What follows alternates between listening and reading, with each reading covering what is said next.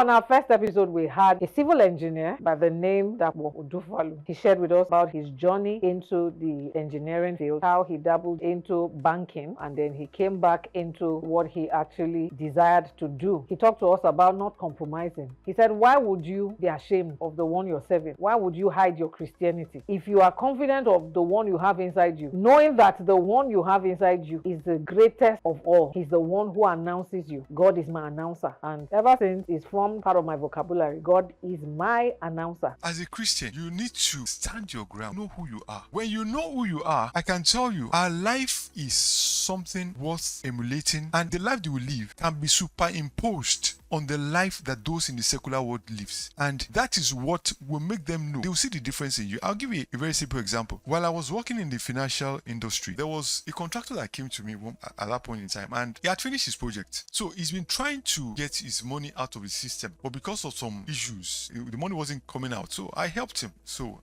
after the project, the man came to me, elderly man. He said, "Oh, Dapo, thank you so much for what you've done. Please just take this as a token." And I recall the Spirit of God said to me, "Don't take it." Guess what? I needed money at that point in time, but I heard clearly he said, "Don't take it." I told him, I said, "No problem. It's okay. Thank you so much." The man said, "Dapo, I'm old enough to be your uncle. I finished my project. Take this money." I said, "No, thank you, sir." About 2 years after I left the banking industry, the man called me. At that time, I already started my own business. The man called me one morning. I was praying, actually. He called me.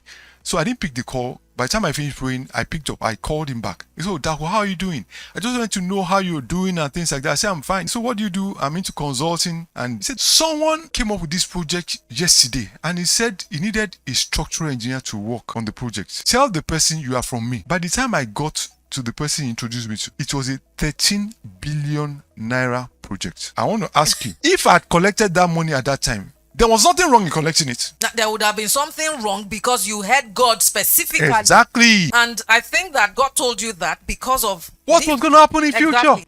So the Lord is my announcer. He's the one who announces me. So everywhere I go to, when people are calling me, say, "Oh, is this engineer Dapo?"